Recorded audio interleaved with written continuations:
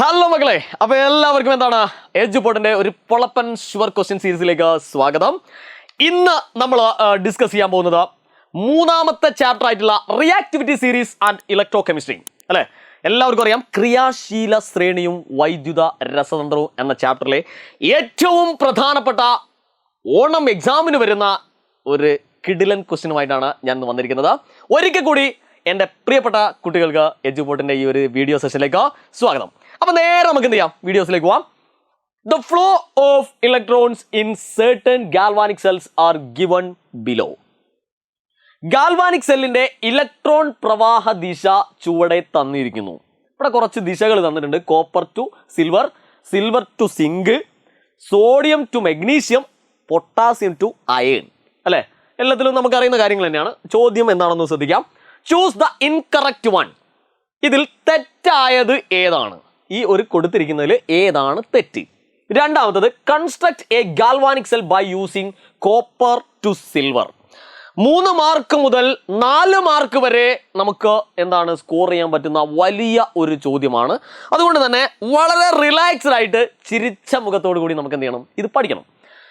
ഇതിന്റെ കുറച്ച് ബേസിക് ആയിട്ടുള്ള കുറച്ച് ഐഡിയാസുകൾ നമുക്കൊന്ന് പരിശോധിച്ച് നോക്കാം. അതായത് എപ്പോഴും മക്കൾ മനസ്സിലാക്കേണ്ട കാര്യം, ഇലക്ട്രോണുകൾ സഞ്ചരിക്കുന്നത് ആനോഡിൽ നിന്ന് കാഥോഡിലേക്കാണ്. എങ്ങോട്ടാണ് മക്കളെ? ആനോഡിൽ നിന്ന് കാഥോഡിലേക്കാണ്. ഇതാണ് ആദ്യം നിങ്ങൾ മനസ്സിലാക്കേണ്ടത്.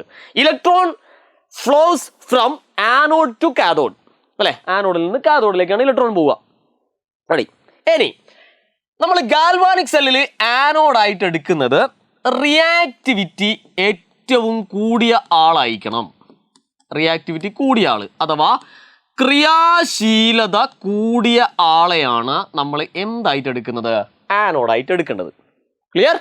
ഇനി കാഥോഡായിട്ട് നമ്മൾ എടുക്കേണ്ടത് ക്രിയാശീലത കുറഞ്ഞ അഥവാ റിയാക്ടിവിറ്റി കുറഞ്ഞ ആളായിരിക്കും കാഥോഡായിട്ട് വരിക. റിയാക്ടിവിറ്റി കുറഞ്ഞത് അഥവാ ക്രിയാശീലത കുറഞ്ഞ ആള്. ഇതാണ് ഈ ഒരു കാര്യത്തിൽ നമ്മൾ ബേസിക് ആയിട്ട് മനസ്സിലാക്കേണ്ട കാര്യം. ഓക്കെ, ഒന്നുകൂടി നമുക്ക് പരിശോധിക്കാം, ഒന്നുകൂടി നമുക്കൊന്ന് ചെക്ക് ചെയ്യാം. Electrons flows from anode to cathode. Electron സഞ്ചരിക്കുന്നത് ആനോഡിൽ നിന്ന് കാഥോഡിലേക്കായിരിക്കും. ആനോഡ് എവിടെയാണോ അവിടെ നിന്ന് കാഥോഡിലേക്ക്. രണ്ടാമതായിട്ട് ഒരു ഗാൽവാനിക് സെല്ലിൽ നമ്മൾ ആനോഡായിട്ട് എടുക്കുന്നത് ഏതാണോ റിയാക്ടിവിറ്റി കൂടിയത് അതാണ് നമ്മൾ ആനോഡായിട്ട് എടുക്കുക അഥവാ ക്രിയാശീലത കൂടിയ ആള്. ഇനി കാഥോഡായിട്ട് എടുക്കുന്നത് റിയാക്ടിവിറ്റി കുറഞ്ഞ ആളുമായിരിക്കും. റെഡിയാണല്ലോ മക്കളെ? റെഡിയാണല്ലോ. അപ്പൊ കൂടിയതിൽ നിന്ന് റിയാക്ടിവിറ്റി കൂടിയതിൽ നിന്ന് കുറഞ്ഞതിലേക്ക് മാത്രമേ നമുക്ക് ഇലക്ട്രോൺസ് ഫ്ലോ ചെയ്യുള്ളൂ അഥവാ ആനോഡിൽ നിന്ന് കാഥോഡിലേക്കാണ് പോവുക. ഇതാണ് ബേസിക് ആയിട്ട് മക്കൾ മനസ്സിലാക്കേണ്ട കാര്യം. ഇനി രണ്ടാമതായിട്ട് നമ്മൾ മനസ്സിലാക്കേണ്ട കാര്യമാണ് റിയാക്ടിവിറ്റി സീരീസ് അല്ലെ. റിയാക്ടിവിറ്റി സീരീസ് അഥവാ ക്രിയാശീല ശ്രേണി നമ്മൾ കൃത്യമായിട്ട് പഠിച്ചിരിക്കണം. ക്രിയാശീല ശ്രേണി അല്ലെ. അതിനുള്ള കുറെ ഷോട്ടുകളും പാട്ടുകളൊക്കെ ആയിട്ട് നമ്മളെ ലൈവുകളൊക്കെ വന്നിട്ടുണ്ട്.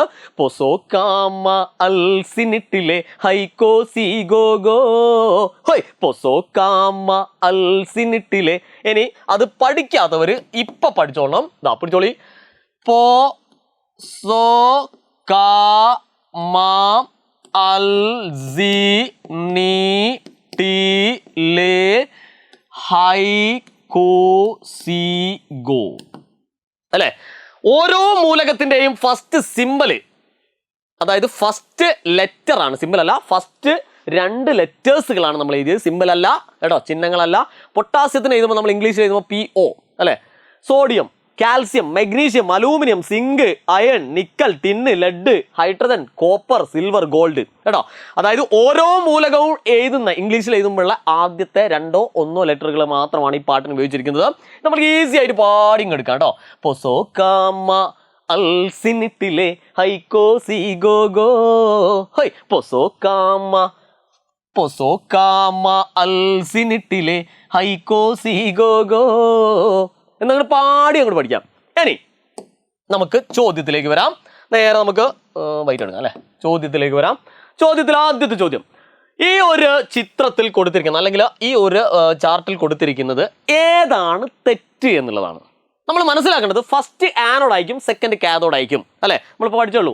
ആനോഡ് ആയിട്ട് വരുന്നത് റിയാക്ടിവിറ്റി കൂടിയ ആളായിരിക്കും, കാഥോഡ് ആയിട്ട് വരുന്നത് റിയാക്ടിവിറ്റി കുറഞ്ഞ ആളായിരിക്കും. മക്കളെ ഇവിടെ നോക്കൂ, കോപ്പറിനാണോ സിൽവറിനാണോ ഏറ്റവും കൂടുതൽ? ഫസ്റ്റ് കോപ്പറിനാണ് അല്ലേ? നമ്മൾ പൊസോക്കാമ അൽസിനിറ്റിലെ ഹൈക്കോ കോപ്പർ ഇവിടെ വന്നു, സിൽവർ വന്നു. അപ്പോൾ ഇത് ശരിയാണ്. ഫസ്റ്റ് റിയാക്ടിവിറ്റി കൂടിയതും സെക്കൻഡ് കുറഞ്ഞതുമാണ്. റെഡി, അതിലൊരു വ്യത്യാസവും ഇല്ല. ഇനി നമുക്ക് രണ്ടാമത് നോക്കാം. സിൽവറും സിങ്കും. സിൽവർ കഴിഞ്ഞിട്ടാണോ സിങ്ക്, സിങ്ക് കഴിഞ്ഞിട്ടാണോ സിൽവർ? ഒരിക്കലല്ല, സിങ്ക് കഴിഞ്ഞിട്ടാണ് സിൽവർ വരുന്നത്. അപ്പോൾ ഇവിടെ എന്താണ്? ഇവിടെ റിയാക്ടിവിറ്റി കുറവും ഇവിടെ കൂടുതലുമാണ്. ശ്രദ്ധിക്കണേ. ഇനി നമുക്ക് ഇതൊന്ന് ചെക്ക് ചെയ്ത് നോക്കാം. സോഡിയം മഗ്നീഷ്യം, പൊസോക്കാമ സോഡിയം കഴിഞ്ഞിട്ട് എത്രയോ കഴിഞ്ഞിട്ടാണ് മഗ്നീഷ്യം വരുന്നത്. അപ്പോൾ ഇവിടെ കൂടുതൽ ഇവിടെ കുറവ് അല്ലേ? ഇനി നമുക്ക് ഇവിടെ ചെക്ക് ചെയ്യാം. Potassium into iron. പൊട്ടാസ്യത്തിന് കൂടുതലും അയൺസിന് താരതമ്യേന കുറവാണ്. മക്കളെ ഞാൻ നിങ്ങളോട് പറഞ്ഞിട്ടുണ്ടോ, ഫസ്റ്റ് വരുന്നത് റിയാക്ടിവിറ്റി അല്ലെങ്കിൽ ക്രിയാശീലത കൂടിയ ആളായിരിക്കണതാ. ഇവിടെ കൂടിയ ആളാണ്, ഇവിടെ കുറഞ്ഞ ആളാണ്. റെഡി. ഇവിടെയും കൂടിയ ആള്, ഇവിടെയും കുറഞ്ഞ ആള്. റെഡി. ഇവിടെയും കൂടിയ ആള്, ഇവിടെയും കുറഞ്ഞ ആള്. പക്ഷേ രണ്ടാമത്തത് നോക്കുമ്പോൾ നമുക്ക് ചെറിയൊരു പ്രശ്നം. എന്താണ് ആ പ്രശ്നം? ഫസ്റ്റ് വന്നത് കുറഞ്ഞ ആളും സെക്കൻഡ് വന്നത് കൂടിയ ആളുമാണ്. അപ്പൊ തെറ്റായത് ഏതാണ്? ഇതാണ്. റെഡിയായാലോ? ഇതൊക്കെ നമ്മൾ മനസ്സിലാക്കേണ്ടത് ഈ ഒരു പാട്ട് വെച്ചിട്ടാണ്. പൊസോക്കാമ അൽസിനിറ്റിലെ ഹൈക്കോ സീഗോ ഗോ ഹൈ പൊസോക്കാമ എന്ന് പാടി അങ്ങോട്ട് പഠിക്കാം. ഓക്കെ, ഇനി നമുക്ക് അപ്പൊ ഇത് കൃത്യമായിട്ട് നിങ്ങൾക്ക് മനസ്സിലായി, ഈസി ആയിട്ട് മനസ്സിലായി എന്ന് വിചാരിക്കുന്നു. രണ്ടാമത്തെ ചോദ്യം ഇൻകറക്റ്റ് വൺസ് അല്ലെങ്കിൽ തെറ്റായത് നമ്മൾ എഴുതിയെടുത്തോ. 2 നമ്പർ 2 അല്ലെ? അത് ഇവിടെ എഴുതി വെച്ചാൽ മതി. Ag2 സിങ്ക്, Ag2 സിങ്ക് എടാ, ഇതാണ് ശരിയായ ഉത്തരം. ഇനി രണ്ടാമത്തെ ചോദ്യം ഒന്ന് ശ്രദ്ധിച്ചോളെ മക്കളെ. Construct a galvanic cell by using copper and silver അല്ലെ? കോപ്പറും സിൽവറും ഉപയോഗിച്ച് ഗാൽവാനിക് സെൽ നിർമ്മിക്കുക. മക്കളോട് പറയുമ്പോൾ കോപ്പറും സിൽവറും തന്നു കഴിഞ്ഞാൽ നിങ്ങൾ ശ്രദ്ധിക്കേണ്ടത് ഇതേപോലെ തന്നെ ശ്രദ്ധിക്കണം. കോപ്പർ കഴിഞ്ഞിട്ടാണോ സിൽവർ വരുന്നത്, സിൽവർ കഴിഞ്ഞിട്ടാണോ കോപ്പർ വരുന്നത്? ഇതാ അവിടെ നോക്കി, ഇതാ കോപ്പർ അവിടെ, കോപ്പർ ഇതാ അവിടെ, സിൽവർ ഇതാ അവിടെ. അപ്പൊ ഫസ്റ്റ് കോപ്പർ വരണം, രണ്ടാമത്തത് സിൽവർ വരണം. അങ്ങനെയാണ് കണക്ക് അല്ലെ? ഇവിടെ നിന്ന് താഴേക്ക് വരുന്തോറും റിയാക്ടിവിറ്റി അല്ലെങ്കിൽ ക്രിയാശീലത അങ്ങനെ കുറഞ്ഞു വരികയാണ്. ഇത് ഈ ഓർഡർ തന്നെ പഠിക്കണം കേട്ടോ. അപ്പൊ കോപ്പർ കഴിഞ്ഞിട്ടാണ് സിൽവർ. ചുരുക്കി പറഞ്ഞാൽ കോപ്പറിന് ക്രിയാശീലത അല്ലെങ്കിൽ റിയാക്ടിവിറ്റി കൂടുതലും സിൽവറിന് കുറവുമാണ്. ഏറ്റവും കുറവായിരിക്കും ആ ഗോൾഡ്. പൊട്ടാസ്യത്തിന് ഏറ്റവും കൂടുതൽ, അതിനേക്കാൾ കുറച്ച് കുറഞ്ഞ് ഒന്നുമില്ലാത്ത അവസ്ഥയിലേക്ക് വരും. റെഡി. അപ്പോൾ ഇവിടെ നമുക്ക് മനസ്സിലായി ഫസ്റ്റ് കോപ്പറും ഇവിടെ സെക്കൻഡ് സിൽവറുമാണ്. റെഡി അല്ലേ? അപ്പോൾ ഇവിടെ റെഡിയാണ്. കോപ്പറിന് കൂടുതലും സിൽവറിന് കുറവാണ്. അപ്പോൾ ഈ ഒരു കണ്ടീഷൻ റെഡിയാണ്. ഫസ്റ്റ് കൂടുതലും സെക്കൻഡ് കുറവും വരണം. എന്ത്? റിയാക്ടിവിറ്റി അല്ലെങ്കിൽ ക്രിയാശീലത കേട്ടോ. ഇനി നമുക്ക് ഇത് ഉപയോഗിച്ചൊരു ഗാൽവാനിക് സെൽ നിർമ്മിക്കാം. അപ്പോൾ നമുക്ക് ആദ്യം കോപ്പറും അതേപോലെ തന്നെ സിൽവറും അല്ലേ മക്കളെ? യെസ്. പതുക്കെ എന്ത് ചെയ്യുക, നമ്മൾ ഇതിൻ്റെ കാര്യങ്ങളൊക്കെ അവതരിപ്പിക്കാൻ പോവാണ്. കോപ്പറും സിൽവറും വെച്ചിട്ടാണ് നമ്മൾ വരയ്ക്കാൻ പോകുന്നത്. പിടിച്ചോളി. ആദ്യം തന്നെ 2 ബീക്കർ നന്നായിട്ട് അങ്ങോട്ട് വരയ്ക്കാം എടാ. 2 ബീക്കർ നല്ല വൃത്തിക്ക് എന്ത് ചെയ്യുക, വരയ്ക്കാം. ഓക്കെ, 2 ബീക്കർ വരച്ചു. അതിനുശേഷം ഇതിൻ്റെ അകത്ത് ഇലക്ട്രോലൈറ്റ് മാർക്ക് ചെയ്തു. ഒരു വെള്ളം പോലത്തെ സാധനമാണ് അല്ലേ? ഇതിൻ്റെ അകത്ത് 2 കോല് കുത്തി വെച്ചു. കോലല്ല, ഇലക്ട്രോഡുകൾ എന്നാണ് ഇതിന് പറയുക. ഓക്കെ, 2 കോല് മുക്കി വെക്കണം, നല്ലോണം മുക്കി വെക്കണം. അതിനുശേഷം മക്കൾ ചെയ്യേണ്ടത് ഇതിനെ വോൾട്ട് മീറ്ററുമായിട്ട് ഘടിപ്പിക്കുക അല്ലെ? ഇനി ഏറ്റവും പ്രധാനപ്പെട്ട ഒഴിച്ചുകൂടാൻ പറ്റാത്ത ഒരാൾ ഇതിൻ്റെ അകത്തുണ്ട്. ആ പേര് പറയുമ്പോൾ നിങ്ങൾക്ക് അറിയാം, മറ്റാരുമല്ല, സാൾട്ട് ബ്രിഡ്ജ് എന്ന് പറഞ്ഞിരിക്കുന്ന ഒരു സാധനം നമ്മളിവിടെ വരയ്ക്കുന്നു എടാ. Salt bridge. ഇത്രയും ആയി കഴിഞ്ഞാൽ ബേസിക് ആയിട്ട് ഗാൽവാനിക് സെല്ലിന്റെ കൺസ്ട്രക്ഷൻ ആയി. ഇനി നമുക്ക് ഇതിൻ്റെ അകത്ത് ഓരോരുത്തരും എവിടെയൊക്കെ കൊടുക്കണം, എവിടെയൊക്കെ പ്ലേസ് ചെയ്യണം എന്ന് പറയാം. ഫസ്റ്റ് വരുന്നത് കോപ്പറാണ് അല്ലെ? കോപ്പർ കഴിഞ്ഞിട്ട് സിൽവർ.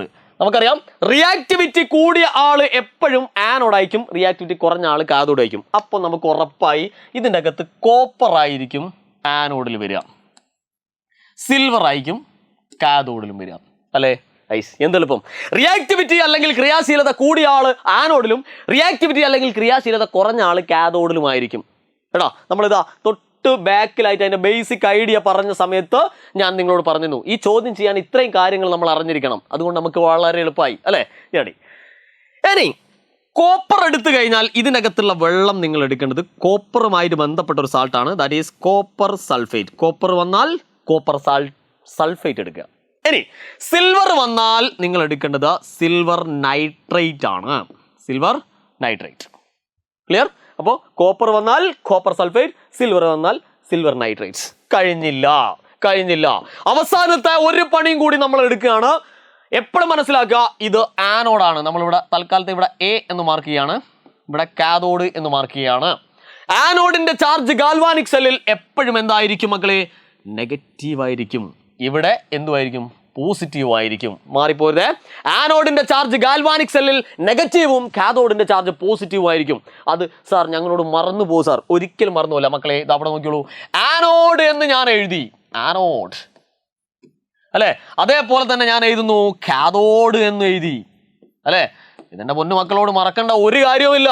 എങ്ങനെ മറക്കും? ദാ ഇത്രയേ ഉള്ളൂ. അവിടെ നോക്കൂ മക്കളെ, ഇവിടെ നോക്കൂ, ആനോഡ്. ആനോഡിന്റെ അകത്ത് ഒരു N ഉണ്ട്. ആനോഡിന്റെ അകത്ത് ഒരു N ഉണ്ട്. N4 നെഗറ്റീവ് അല്ലേ. അപ്പൊ ആനോഡിന്റെ ചാർജ് നെഗറ്റീവ് ആണ്. ഇതല്ലേ ആനോഡിന്റെ ചാർജ് നെഗറ്റീവ്. ഇനി കാഥോഡിന്റെ ചാർജ് എപ്പോഴും എന്തായിരിക്കും? പോസിറ്റീവ് ആയിരിക്കും. കാരണം അതിൻ്റെ അകത്ത് നമുക്ക് ചിഹ്നമുണ്ട്. ദാ കാഥോഡിന്റെ ഈ T നോക്കൂ മക്കളെ, ദാ T നോക്കൂ, ഇതൊരു പോസിറ്റീവ് പോലെ തോന്നില്ലേ? ദാ നോക്കൂ അല്ലേ, പോസിറ്റീവ്. കാഥോഡ് പോസിറ്റീവും ആനോഡ് നെഗറ്റീവുമാണ്. അപ്പൊ ഇത്രയും കാര്യങ്ങൾ അങ്ങോട്ട് എഴുതി വെച്ച് കഴിഞ്ഞാൽ 3 മാർക്ക് നമ്മൾ എന്താക്കി? സെറ്റാക്കി. അപ്പോൾ കൃത്യമായിട്ട് 3 കാര്യങ്ങൾ നിങ്ങൾ ശ്രദ്ധിക്കുക. ഒന്ന്, ആനോഡിൽ നിന്ന് കാഥോഡിലേക്കാണ് ഇലക്ട്രോൺ സഞ്ചരിക്കുക. ഓക്കെ, ആനോഡിൽ നിന്ന് കാഥോഡിലേക്കാണ് ഇലക്ട്രോൺ സഞ്ചരിക്കുക. ആനോഡായിട്ട് എടുക്കുന്നത് റിയാക്ടിവിറ്റി കൂടിയ എലമെന്റ്സ് മെറ്റൽ ആയിരിക്കും. ഇനി കാഥോഡായിട്ട് എടുക്കുന്നത് റിയാക്ടിവിറ്റി അഥവാ ക്രിയാശീലത കുറഞ്ഞ മെറ്റലും ആയിരിക്കും. ഈ ഒരു കൺസെപ്റ്റ് നിങ്ങളെ മനസ്സിൽ തറച്ചിരിക്കണം കേട്ടോ. അതിന്റെ കൂട്ടത്തില് നമ്മള് പൊസോക്കാമ അൽസിനിട്ടിലെ ഹൈക്കോ സീഗോ എന്നൊരു പാടിക്കഴിഞ്ഞാൽ എന്തായി? ഏതൊക്കെയാണ് മിസ്റ്റേക്ക്? എപ്പോഴും മനസ്സിലാക്കേണ്ട മറ്റൊരു കാര്യമുണ്ട്. ഫസ്റ്റ് റിയാക്ടിവിറ്റി കൂടിയ ആളായിരിക്കണം, സെക്കൻഡ് കുറഞ്ഞ ആളായിരിക്കണം കേട്ടോ. അഥവാ ഫസ്റ്റ് ആനോഡ് റിയാക്ടിവിറ്റി കൂടിയ അല്ലെങ്കിൽ ക്രിയാശീലത കൂടിയ ആളാണ് നമ്മൾ ആനോഡ് എന്ന് പറയാ. രണ്ടാമതായിട്ട് ക്രിയാശീലത അല്ലെങ്കിൽ റിയാക്ടിവിറ്റി കുറഞ്ഞ ആള് കാഥോഡ് വായിക്കും കേട്ടെ. ഏറ്റവും കൂടിയ ആള് ഫസ്റ്റിലും കുറഞ്ഞ ആള് സെക്കൻഡിലും. ആ ഒരു ഓർഡർ തന്നെ വരണം. ഇവിടെ മാത്രമാണ് അത് തെറ്റിപ്പോയി. ഫസ്റ്റ് കുറഞ്ഞ ആളായി പോയി, പിന്നെ ഒന്ന് കൂടിയ ആളായി പോയി. അതുകൊണ്ടാണ് ഇൻകറക്റ്റ് 1 ആയിട്ട് നമ്മളിത് എടുത്തത്. ഓക്കെ മക്കളെ, വളരെ രസകരമായിട്ട് ഈ ഷുവർ ക്വസ്റ്റ്യൻ നിങ്ങൾ പഠിച്ചു വെച്ചിട്ടുണ്ടാവും എന്ന് വിചാരിക്കുന്നു. വീഡിയോസിനെ പറ്റിയുള്ള നിങ്ങളുടെ വിലയേറിയ കമന്റുകൾ, നിങ്ങളെ ഹൃദയത്തിൽ നിന്നുള്ള കമന്റുകൾ താഴെ രേഖപ്പെടുത്തുക. ഇടിവെട്ട് വീഡിയോസ് ആയിട്ട് നമുക്ക് വീണ്ടും കാണാം. Good bye.